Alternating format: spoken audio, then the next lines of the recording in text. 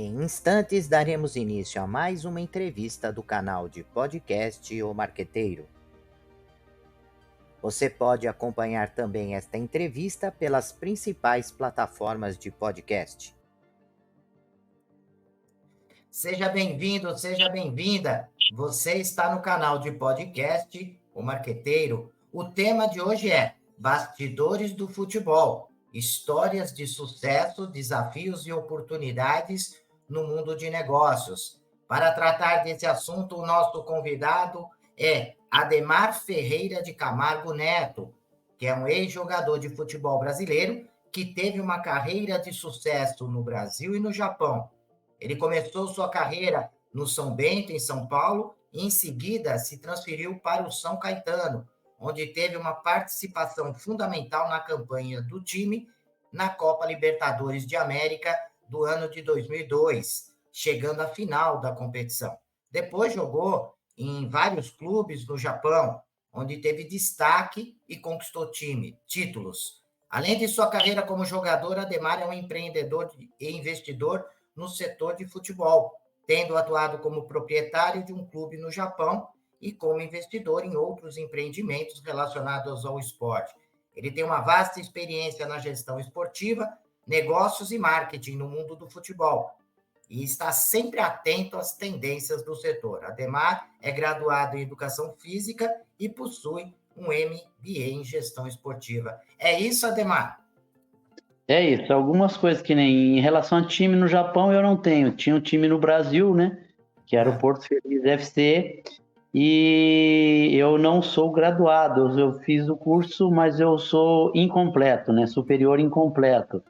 Mas a vivência e a gestão do marketing eu tive já como coordenador, como gerente de futebol, então eu conheço um pouco de como funciona, mas a realidade é triste. Para começar, eu queria, antes de te agradecer a sua disponibilidade, agradecer a um amigo nosso comum, que é o Marcos Faber, que acabou me apresentando a você, né? Então, eu queria deixar o agradecimento também para o Marcos e a você, né, Ademar, por disponibilizar um pouco do seu tempo para poder falar conosco. Eu que agradeço a oportunidade de falar de futebol, de falar de gestão, porque muita gente vê clubes europeus e quer fazer comparativo com clubes brasileiros, né? São gestões diferentes, são investidores diferentes, situações diferentes, então a gente pode aqui tirar algumas dúvidas, alertar o nosso torcedor brasileiro de que o nosso futebol está engatinhando na parte de gestão e marketing esportivo. Pegando esse gancho, né, que foi fantástica essa sua abertura, quais são as principais diferenças que você percebe entre a forma de gestão aqui no Brasil, comparado com outros times que você tem conhecimento, que você pesquisa, que você estuda, ou até mesmo que você teve uma vivência? Então, primeiro, os clubes lá fora têm ações na bolsa, né? São investidores que compram, né, um percentual do clube, e aí o clube tendo sucesso, venda de jogadores, venda de ingressos, venda de material esportivo, contratos, tudo. Então, os investidores entram dentro dessa fatia do mercado, né? Ou ganha ou perde. Aqui a gente ainda tem muitos clubes que são associações, alguns viraram clube empresa, agora tem essa tal de SAF, que ainda ninguém sabe como é que funciona. Então, aqui, como diz o ditado, faz dívida, depois apaga o CPF e entra outro CPF. Então, é complicado. A nossa gestão aqui, a gente tem muita coisa ainda que melhorar. Eu não sei se tem ou tinha, né, pelo menos a matéria-prima, que era essencial, que era o jogador de futebol, né? Mas até isso está acabando. E a gente precisa hoje ir para a Europa, principalmente os gestores, aprender muito de lá, para que a gente possa trazer aqui o nosso futebol poder melhorar na parte extra-campo, né? Tudo bem, dentro de campo a gente ainda tem qualidade técnica, temos bons jogadores, tudo, mas a parte de gestão a gente está engatinhando ainda. A gente vê que lá fora eles têm clubes que, mesmo não chegando em competições nenhuma, eles têm superávit todo ano, eles têm uma receita positiva. Então, isso é é sinal de administração e não de somente de time, né? Ademar, você tocou num assunto que foi interessante, porque você fala das SAFs, né, desse clube empresa, e um relato que você coloca aí no início é justamente que ainda está um grande ponto de interrogação, né? E é interessante isso, né? Porque aparentemente você já tem alguns times e times que são representativos aqui no Brasil, como Cruzeiro, enfim, Botafogo, que já tem uma gestão, né, profissional, e você percebe alguma mudança no que diz respeito à questão profissionalista, né? O profissionalismo em relação à forma de fazer a gestão do clube ou não? Tá muito obscuro ainda, né? É muito novo, é muito recente, né? É difícil porque o Cruzeiro entrou, o Botafogo entrou, alguns clubes estão querendo, mas ninguém sabe como funciona isso ainda, né? Se começa do zero ou se vem as dívidas do clube empresa anterior ou se é associação. Então tem muita coisa para ser conversado. O nosso futebol precisa de um padrão de negócios para que seja comandado, né? Porque a gente está vendo hoje clube empresa, associação e agora a tal da SAF. Então, são vários segmentos para dirigir apenas clube, né? Então, qual é o melhor? Como funciona? Ninguém sabe ainda. E eu acredito que, porque a gente esconde muita coisa no nosso futebol brasileiro, ainda a gente precisa saber muito para os clubes mudarem ou tomarem um padrão, né? Ou fazer clube empresa ou ser realmente essa SAF, né? Porque a gente viu o Cruzeiro, que todo mundo achava que era um baita time, bem administrado, tudo, e olha que abriu o caixa, viu que estava devedor de milhões, né? Então, e assim também, com certeza, os outros clubes também estão nessa mesma linha. Então, é muito complicado para a gente hoje definir um tipo de administração para o clube, sabendo que o clube não tem a contabilidade em dia, né? Ademar, você é convidado para assumir a direção de um clube, um grande clube de futebol aqui no Brasil. Você teria que tomar quais as medidas, pegando a sua experiência aí nesse mercado do futebol, nessa gestão do futebol, quais seriam as medidas necessárias para poder sanear essas dificuldades que você apresentou ao longo aí da sua fala? Então, hoje, vamos supor, se eu tivesse um convite de ser presidente, primeiro, eu preciso entender como funciona a lei da responsabilidade fiscal, né? Se o presidente é responsável pelas dívidas do clube, aí você tem que entrar com seu patrimônio caso o clube gaste mais do que aquilo que ganhou, né? Então, são situações que hoje a nossa legislação dá um poder para o presidente, mas também dá uma responsabilidade, né? Agora, eu não sei até que ponto isso realmente é executado, ou isso aí é simplesmente no papel e o pessoal faz aquele monte de manobras lá e acabam tirando fora, né? Então, hoje eu acredito que, devido a pouco incentivo da base, o pouco apoio, investimento, eu acho que a melhor receita que seria para tentar equilibrar as contas do nosso futebol seria o investimento na base para formar jogadores e aí começar a trabalhar no azul para poder ter caixa, para poder contratar, para poder negociar, porque os nossos clubes, eu não entendo o tipo de administração. Um Flamengo que há 10 anos atrás estava o pior devedor na receita, hoje é um dos que estão bombando e com uma folha salarial aí gigantesca. O Palmeiras, tudo bem, a gente sabe que tem um suporte que teve do Paulo Nobre e que tem da Crefisa, aí segura, mas do restante são situações que a gente aqui no Brasil a gente tem que esperar para ver a hora que abrir o caixa para saber que situação se encontra o clube, né? Ademar, lá em 2002, quando teve aquela campanha, né, na minha opinião, sensacional do São Caetano, que era um time que não era a bola da vez, assim, no cenário nacional, né? Porque nós esperamos sempre que os clubes que estão caminhando para a Libertadores ou chegam até a final são clubes de grande expressão, como o Flamengo, como o Corinthians, São Paulo, Palmeiras, enfim, todos os clubes, grandes clubes da primeira divisão aí do Campeonato Brasileiro. E o São Caetano teve uma façanha extraordinária, né? Sendo um clube que cresceu em termos de resultados, e não só em campo, como extra-campo. Muitas pessoas começaram a torcer para o São Caetano, né? Pessoas que não tinham um time muito bem definido começaram a torcer para o São Caetano. O que você acha, né?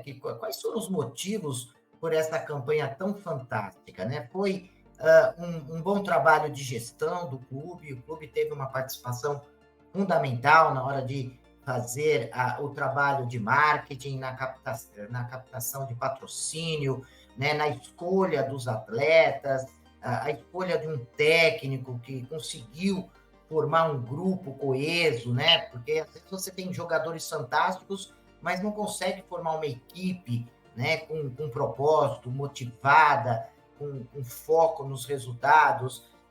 O que você acha que foi predominante nessa campanha? A gestão, a sorte de formar um grupo de pessoas que estavam espalhadas e calhou dos resultados surgirem, ou foi um trabalho muito bem feito de planejamento, de elaboração, em parceria, né, com a cidade, né, que leva o nome da cidade, né?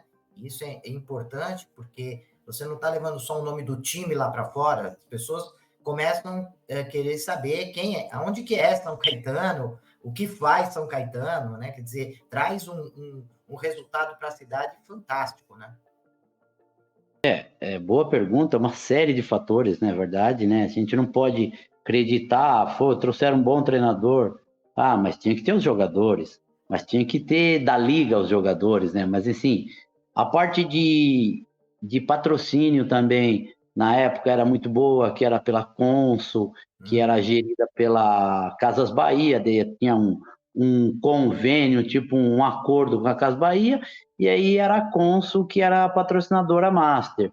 Então, o patrocínio estava muito bom, o marketing esportivo do São Caetano na época não era tudo aquilo de promover a equipe, mas a equipe por si só, pelo sucesso, ela acaba se promovendo, né? Então, ela teve um marketing pela qualidade do trabalho que a equipe fez. Os jogadores tinham contratos assim que não eram exorbitantes, então não fugia entre piso e teto salarial, a distância era bem pequena, então isso fazia com que não existisse muito egoísmo e nem muita inveja dentro do grupo, e o objetivo, né, que era chegar, que era aparecer, o pessoal queria realmente sair dali do clube do São Caetano pela porta da frente, indo para um exterior ou para uma equipe grande, né?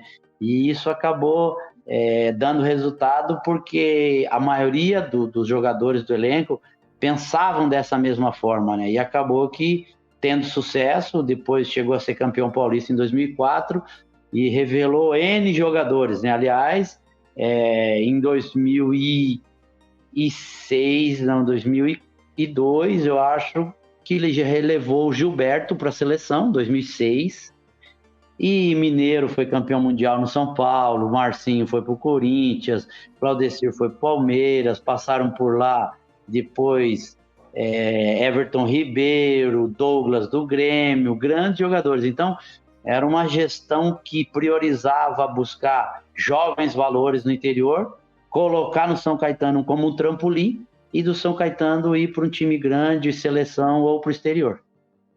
E por que não continuou, né, Ademar? Por que de repente atingiu um patamar interessantíssimo, né?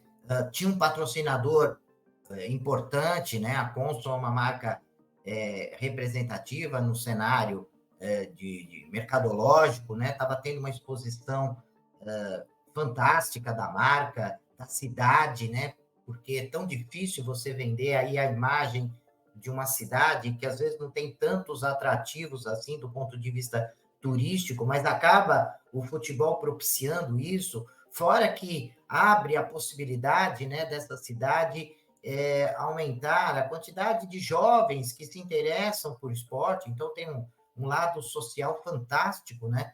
Quando o São Caetano atinge esses resultados, acaba estimulando jovens acabar entrando no mercado da bola, querendo ser um Ademar, um centroavante, querendo ser um goleiro, querendo ser um zagueiro, e isso é bom para a cidade, é bom para o país. Por que não se dá continuidade? O que você acha, na sua opinião, que faltou?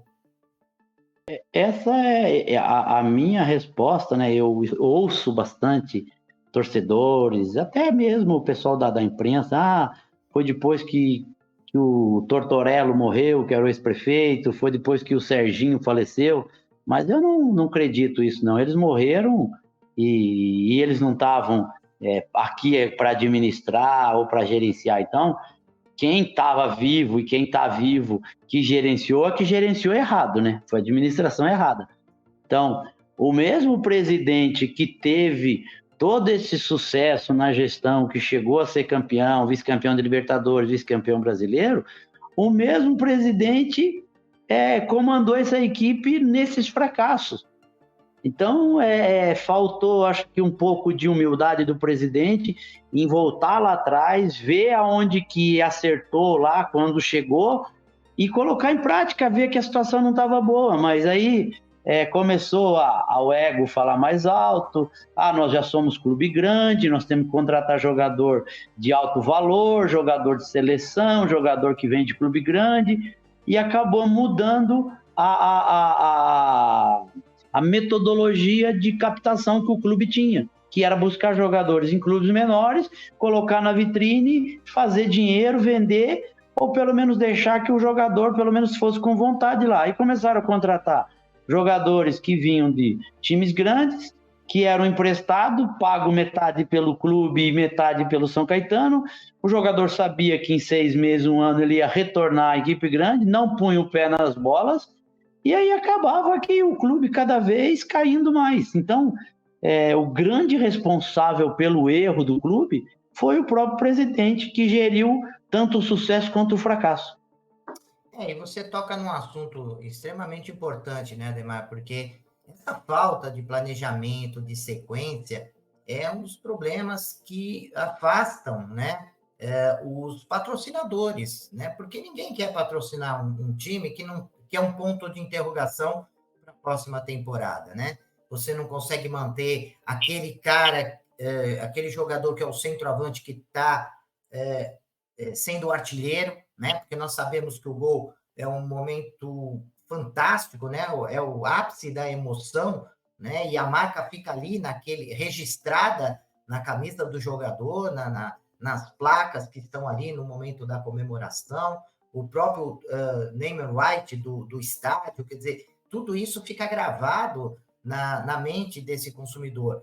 E aí você pega a pessoa que é o que está levando tudo isso, né, que é o centroavante, às vezes o zagueiro, o goleiro, e você não dá continuidade, você não segura aquele jogador.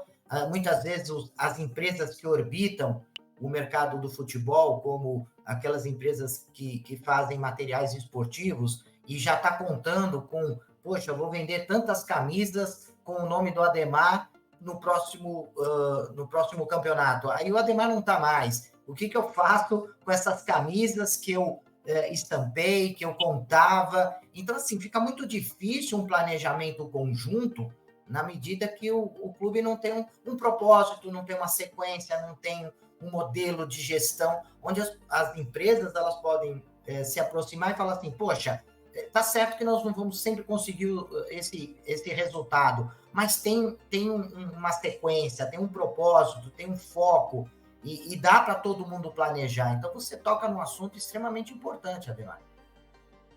Porque o investidor ele vem com interesse não de retorno financeiro, mas que a marca dele seja vista, seja falada, seja comentada. É óbvio que automaticamente sendo vista vai ter compra, vai ter venda. Mas só que o que acontece? Um clube que não tem planejamento, que não sabe contar com os jogadores, não tem, vamos fazer uma terceira camisa, vamos fazer uma camisa comemorativa, vamos colocar alguma coisa na camisa que chame a atenção do torcedor. Então são coisas que tem que ter, o marketing esportivo do clube tem que fazer isso. Precisa estar em conjunto com o investidor, com o patrocinador esportivo, com o patrocinador master ou com os outros patrocínios, para poder ver em que situação eles podem agir, porque um clube que vai chegando numa fase legal, num campeonato bom, você pega um Flamengo, você pega um Palmeiras, a camisa que esses caras lançam, vendem tudo. Vendem tudo. Então, assim, é um clube menor, de menor expressão. Pô, chegamos numa fase final de Campeonato Paulista, vamos fazer uma camiseta diferente, uma camisa que possa vender um pouquinho mais, deixa a nossa tradicional e vende outra. Então, o nosso marketing esportivo ainda está muito fraco, a gente caminha muito devagar. E aí que você falou, não tem segurança, né? O clube vai, contrata um atacante, o atacante já sai depois de 6 meses, aí, pô, fez a camisa 18, pô, todo mundo quer a 18, aí o cara foi embora, aí ninguém vende mais a 18 fica lá, parada lá, na vitrine. Aí, pô, hoje tem uma série de situações, garrafinha desse que o pessoal usa para atividade esportiva, shorts, camiseta, meião, pijama, uma série de situações que pode usar o marketing do clube. Mas ainda nós estamos engatinhando e aqui também é muito difícil porque o povo não tem a ousadia, né? De olhar como aquele investidor olhou, chegou na Índia e falou assim, pô, aqui ninguém usa sapato, vou fazer uma fábrica de sapato aqui, né, cara? É bem isso. E comparativamente com o Japão, você percebe o investimento em marketing e os resultados em marketing mais expressivos? O que você sente assim como principal diferença do ponto de vista não de gestão do clube em si, mas da parte de marketing mesmo? Não, você vê o fan shop do clube, né? Que é aquela lojinha do clube aberta no dia do jogo, onde ele vai estampar a camisa com o nome do torcedor, com o número que o torcedor gosta. Além de vende uma camisa ali lá na Europa, 110, 120 euros uma camisa lá na Europa. E no Brasil poderia vender por 300 ou 400, estampado o nome do torcedor ou do atleta que ele quisesse, uma caneca com a foto do torcedor no estádio, uma série de situações que a gente poderia criar, né, dentro disso. Você lembra, né, da época que a gente ia no circo, aquele cara tirava a foto e vinha com aquele negocinho de olhar lá, pô, com o negativo, né? O negativo de foto cortava, pô, sei lá, 10 reais, 15 reais, na época era até, sei lá se era cruzeiro, o que era. Pô, você já pensou, você tá lá no estádio, tudo bem, tem celular, tem tudo hoje, mas colocar um local em que possa passar alguns atletas e ter esse privilégio, o torcedor ir lá e tirar uma foto do clube, olha, você vai pagar 10 reais, 15 reais, é a foto oficial, mas é o fotógrafo do clube, vai passar para você, ela numa qualidade melhor, tal. Por que vai gastar, sei lá, de material só o fotógrafo, o cara tira lá 200, 300 fotos, quanto que isso vai agregar para o clube? O que você está colocando, não ficar restrita, né, a imagem apenas como uma partida de futebol, mas como um evento esportivo, né, que começa muito antes do jogo começar, né, e aqui no Brasil, quando eu fiz o livro Marketing Futebol Clube, e visitando várias localidades, tinha lugares que eu visitei que faltando 10 minutos para começar o jogo, não tinha ninguém dentro do estádio. E depois de 5 minutos, lotava e as pessoas consumindo tudo fora, né? O cara do churrasquinho, do barzinho, mas dentro do estádio mesmo, assistiam a partida e assim que a partida terminava, esvaziava rapidamente, ou seja, você vê em outras regiões, em outros países, as pessoas chegando bem antes no estádio para fazer isso que você falou, né? Tirar uma foto, ter uma experiência, né? naquele evento. Isso que vai diferenciar da televisão e do pay-per-view, né? Porque ele vai no campo, ele não vai ficar só assistindo o jogo. Ele vai lá, ele vai conhecer as conquistas que o time teve, tirar foto com o jogador, vai interagir com um produto que tem a marca do clube, que você não vai encontrar fora, mas lá dentro você encontra. Enfim, teria que a pessoa ficar 1 hora antes do jogo, já está lá dentro, consumindo, né? E depois de 1 hora que o jogo termina, que ele continuasse lá para poder ter essa experiência diferente do que ele pode assistir numa televisão, né? É verdade, né? Que a gente acompanha, né?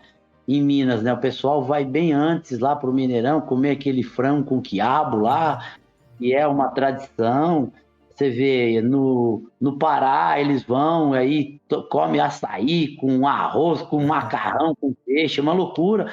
E a gente poderia fazer isso em cada clube, ter o seu cantinho lá, o seu canto lá dos trailers lá com fast food lá, para o cara chegar mais cedo, ver uma camisa que ele queira comprar. Aí outra coisa também que eu acho muito interessante, que a gente não valoriza no Brasil, hoje já tem os camarotes, né, com os ex-atletas, que é local que poderia passar lá os ex-atletas, o pessoal tirar uma foto, curtir, bater um papo, mas tudo isso antes da partida, antes de começar o jogo. Consumir, saber da história do clube, poder interagir, trazer uma criança para poder entender e tal. Não simplesmente entrar lá 10 minutos antes da partida, começar a pular, vibrar, pá, acabou a partida, vamos embora, vamos pegar o trem, vamos pegar o metrô, e acabou, não consome nada, assistiu, pagou lá o valor que tem que pagar do ingresso, mas não teve aquela interação com o clube, não procurou curtir aquele momento, só se propõe em assistir o jogo e vazar para casa. Então, tem uma série de fatores ainda que a gente precisa interagir com o torcedor para que ele possa, além de gastar, deixar esse dinheiro, de reverter essa renda para o clube, ele comece a entender mais o porquê dessa paixão dele. Você sabe, Ademar, que quando eu estava escrevendo esse livro do Marketing Futebol Clube, eu fui convidado, eu estava no Nordeste, numa determinada cidade, e o presidente do clube, de um clube expressivo no cenário nacional, ele me convidou para assistir o jogo lá junto com ele, no camarote ali e tudo mais. E eu, para agradar, falei, poxa, eu vou pelo menos, já que eu estou indo, vou sentar do lado do presidente do clube, eu vou, no mínimo, comprar uma camisa do time para vestir do lado dele, né? E sair à tarde, antes do jogo, procurando na cidade. Não encontrei camisa para comprar, porque o time tinha mudado de patrocinador, de fornecedor de camisa, não tinha nas lojas oficiais. Aí eu fui na loja do clube. Falei, não, na loja do clube, vou chegar um pouquinho antes para tentar comprar a camisa, porque, enfim, quero sentar do lado dele fazendo essa homenagem, né, pro presidente e pro clube. Não encontrei. Na loja do clube, não tinha. Fui no camelô, falei, bom, vou comprar uma camisa, né, aqui fora, mesmo que não é oficial, mas que eu possa comprar para poder atingir. Também não encontrei. Ou seja, imagina você, num jogo importante que ia acontecer, não ter a camisa do time, que é o mínimo, né, Ademar? O mínimo que você espera é que as lojas da cidade, né, antes do jogo, na semana do jogo, elas estejam abastecidas, né? O clube esteja com as camisas abastecidas. E acabei indo com uma camisa normal, porque eu não consegui comprar a camisa do clube, né? Acabei depois ganhando do presidente, mas depois que o jogo acabou, ele me presenteou com uma camisa, mas não era o que eu queria e não encontrei a camisa do time. Olha que absurdo. Mas isso acontece muito nos clubes do interior. Você pegar hoje na Bezinha aqui em São Paulo, os clubes que estão disputando, se você andar pela cidade, você pode pegar do Paulista de Jundiaí, que é um clube tradicional. O São Caetano hoje tem a loja ali próximo do estádio, então já vende na sua lojinha, mas Aqueles que não têm a sua loja própria na cidade, você não encontra, você só tem o clube que tem, o patrocinador fez aquele número de camisas para o clube, né, o patrocinador esportivo, e não deixou nada para a cidade. Então o torcedor vai lá, ele vai com a camisa de um outro clube, de primeira divisão, só para prestigiar, mas ele não tem que nessa oportunidade. Fala, pô, eu moro aqui em Caieiras, quero vestir a camisa do Colorado de Caieiras. Não tem. É terrível. Para a gente finalizar, o Ademar, eu queria ver a sua opinião sobre desse uso da tecnologia no mercado do futebol, né? No esporte e no futebol especificamente. Não só a tecnologia usada para poder analisar o atleta, a condição do atleta, né? A questão da saúde, do desempenho. Hoje tem métricas para tudo, né? Quantos passes que ele deu, se ele deu passe para a esquerda, se ele deu passe para a direita, qual é o local que ele está em campo, né? Saber se o local, quanto tempo ele ficou numa determinada posição, onde que estava a equipe adversária. Quer dizer, não só essa tecnologia, que eu queria saber a sua opinião, utilizada no futebol, e envolvendo também o VAR, né? Que entra aí no futebol para tirar dúvida em relação ao impedimento. Eu, particularmente, adorava quando tinha debate, porque alimentava a discussão nas escolas a semana inteira, né? Quando o juiz dava impedimento e não era, todo esse movimento, e o VAR, assim, está acabando um pouco com essa magia, né? Da discussão, do debate que acontecia no passado, mas também o uso dessa tecnologia nas redes sociais. Hoje o atleta não apenas é contratado pelo desempenho dele em campo, mas pela quantidade de seguidores que ele tem nas redes sociais, né, no Instagram. Então, a gente escuta por aí pessoas dizendo, olha, eu tinha 2 atletas para contratar. Eles tecnicamente são muito parecidos, mas esse daqui tem não sei quantos seguidores, isso vai possibilitar que a marca, né, do patrocinador possa estar mais exposta, enfim. Como é que você olha toda essa tecnologia? É positivo, né, é importante, você vê com certos cuidados, com certas restrições? Olha, excelente pergunta. São vários pontos a serem tratados dentro dessa pergunta da tecnologia e da informação, né? Essa última em relação ao jogador com bastante seguidores é interessante, né? Porque, pô, vamos contratar ele, que ele tem 2 milhões de seguidores, e o outro só tem 300 mil. Pô, vai ser visualizado mais, é óbvio, sim. Mas o seguidor não faz gol, né? O seguidor não chuta a bola, né? Enfim, mas para o patrocínio e para o marketing, isso influencia, é óbvio, né? A parte da tecnologia para o atleta, para o desenvolvimento do atleta, para colher dados, quanto ele correu, aonde ele fica a zona mais do campo que ele atua, quantos passes ele deu, que é a parte da analista de desempenho, né? Quantos passes ele deu e papapá. E isso hoje nós temos jogadores que são contratados pelos números, né? Pela barrinha, né? Pela barrinha, se é verde ou se é vermelha. Então, é triste, porque o cara nem vai no campo às vezes, o empresário nem vê o jogador, ele pede os números do jogador, aí ele olha os números, faz o comparativo com o número do outro, ele não sabe nem que perna o cara chutava, que posição que ele joga, mas pelo gráfico e pelos números ele consegue comparar um tipo de jogador. Então, eu já acho errado, eu acho que o jogador você tem que ver lá dentro para você ter uma ideia do que ele pode e o treinador saber aonde ele pode atuar e que sentido ele vai poder ajudar o clube. A parte da tecnologia para a arbitragem, né? Que hoje eles também têm um marketing e um patrocínio esportivo fantástico, né? Os árbitros aproveitaram desse gancho e hoje estão fazendo disso para ganhar dinheiro. Eu acho certíssimo. Se é permitido, tem que fazer. Mas para nós brasileiros que gostávamos daquela mesa redonda no domingo à noite e daquele discussão semanal, se foi impedimento, se bateu da mão, se não bateu, ficou chato pra caramba, cara. Ficou muito chato.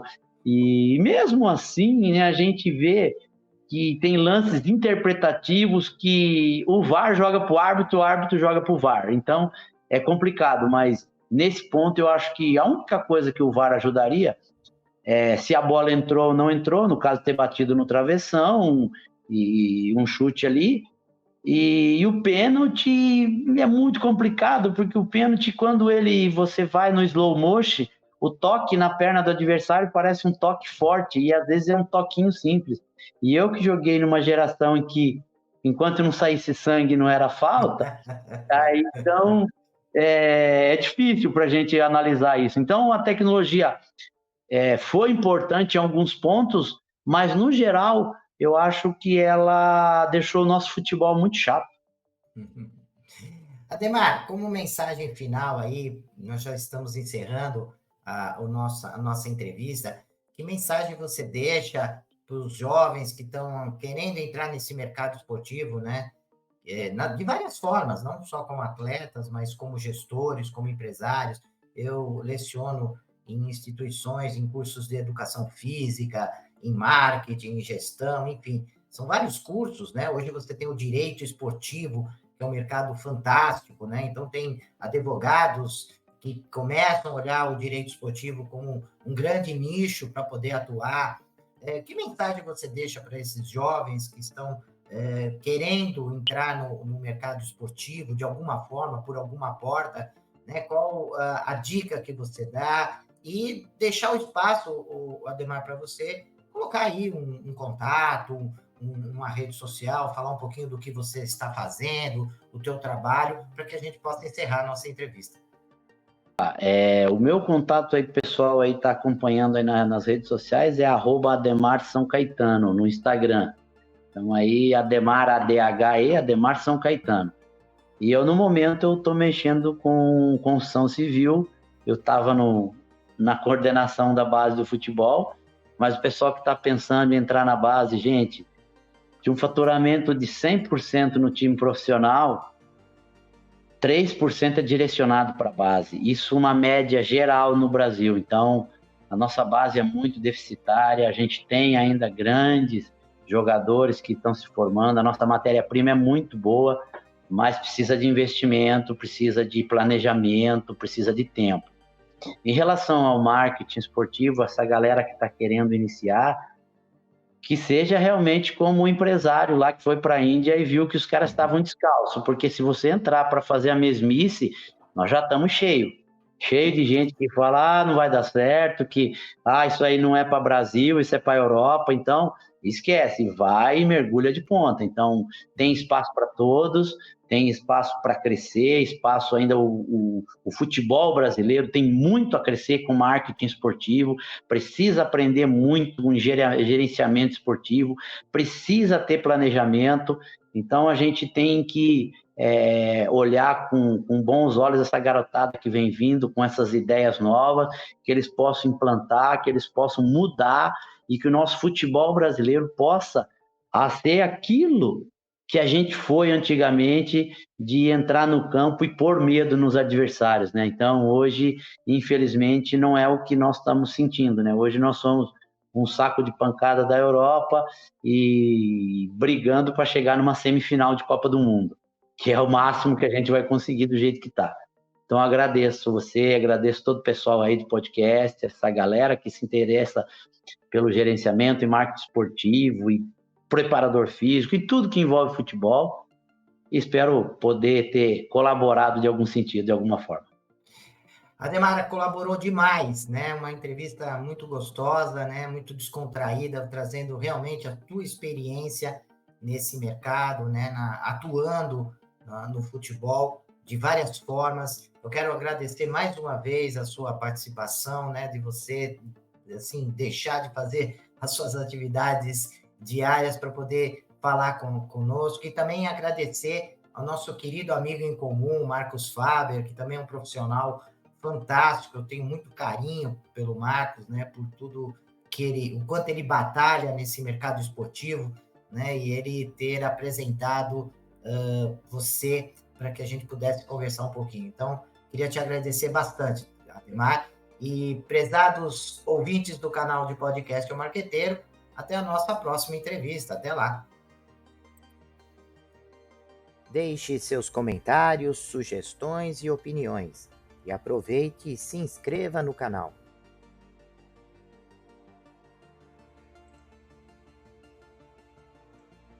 Olá, profissionais de marketing e gestão, estudantes e empreendedores.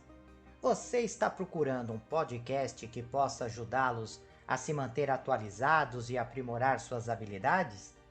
Então vocês precisam ouvir o podcast O Marqueteiro.